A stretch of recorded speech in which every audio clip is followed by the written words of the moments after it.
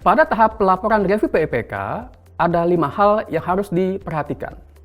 Yang pertama, untuk setiap entitas akuntansi dan atau entitas pelaporan yang direview, APIP menyusun CHR atau LHR PIPK.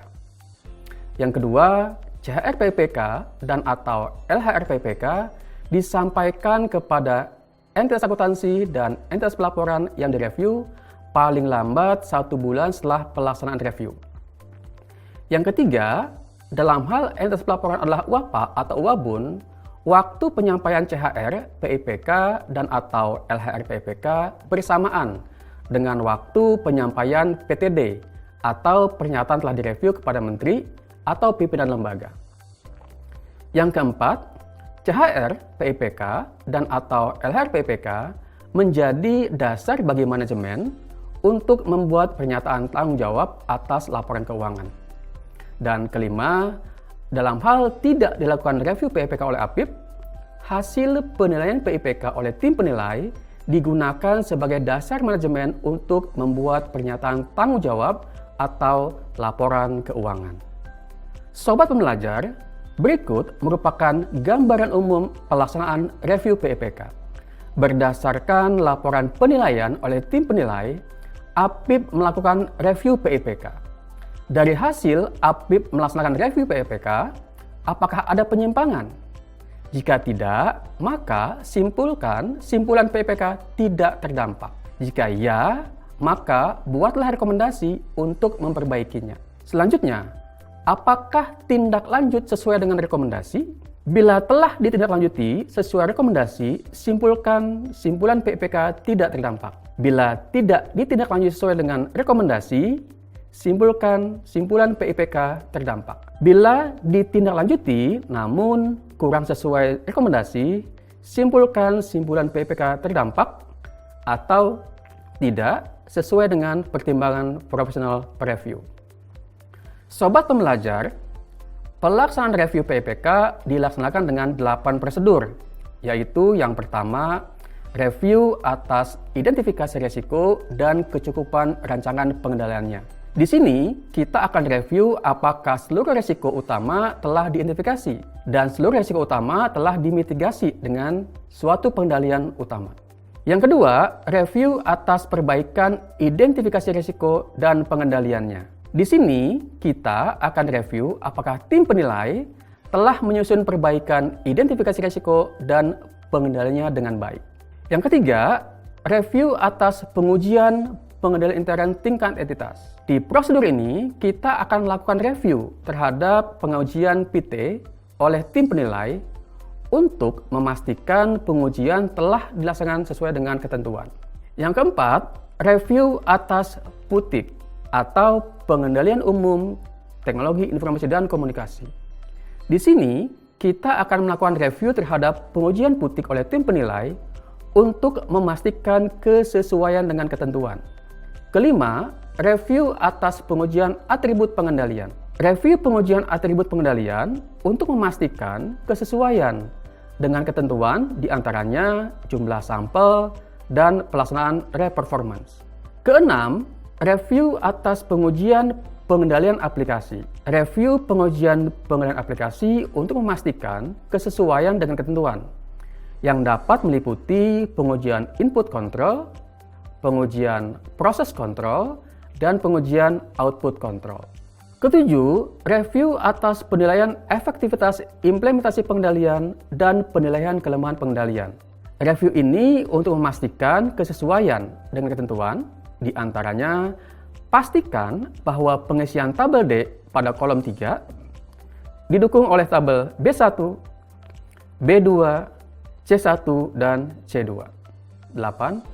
Review atas matris kompilasi penilaian pengendalian intern untuk memastikan kesesuaian dengan ketentuan, diantaranya jumlah pengendalian intern yang memadai telah didukung dari simpulan PIPK dari tabel D.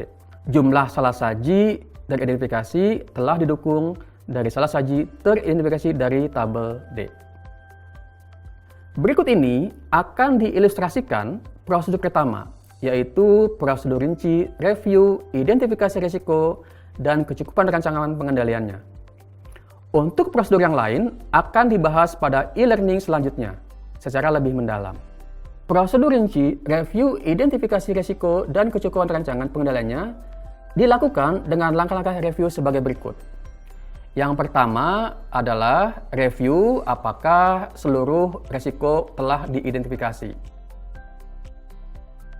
Yang kedua, review apakah seluruh risiko utama telah dimitigasi dengan suatu pengendalian utama. Yang ketiga, bila ada risiko utama yang tidak ada pengendaliannya, review apakah tim penilai telah memberikan usulan koreksi atau feedback untuk dibuatkan perbaikan, identifikasi risiko dan pengendaliannya atau tabel A1.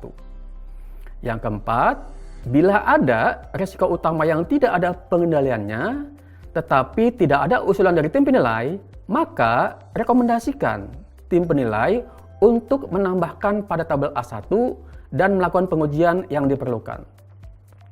Dan kelima, bila telah ditindaklanjuti sesuai rekomendasi, simpulkan simpulan PIPK tidak terdampak. Bila tidak ditindaklanjuti sesuai rekomendasi, simpulkan simpulan PIPK terdampak.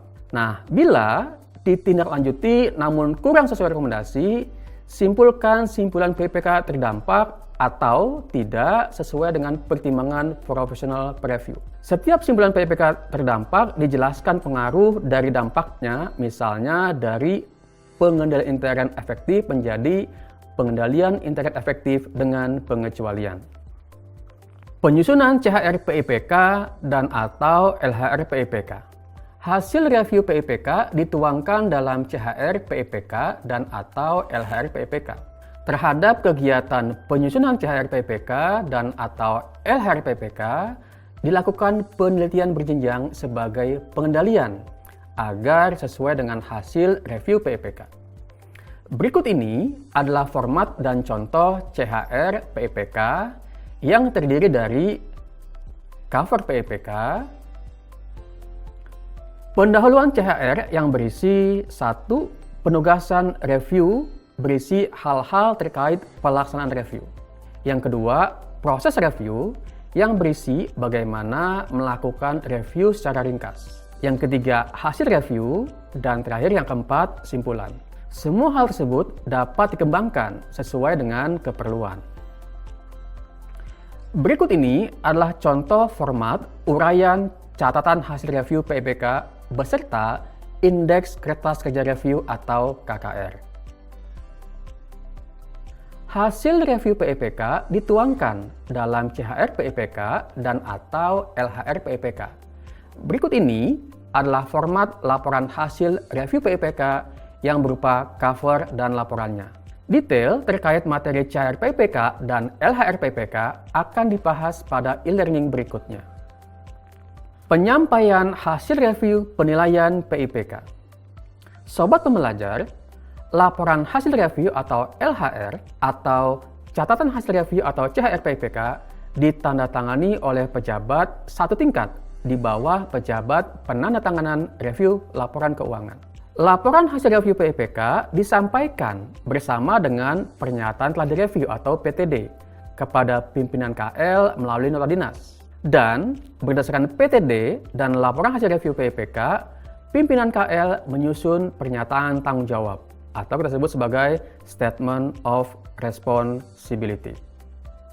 Demikian Sobat Pembelajar pembahasan materi mengenai overview review PIPK. Saya harap Sobat Pembelajar telah memahami materi ini. Semoga video ini bermanfaat. Sekian dan terima kasih.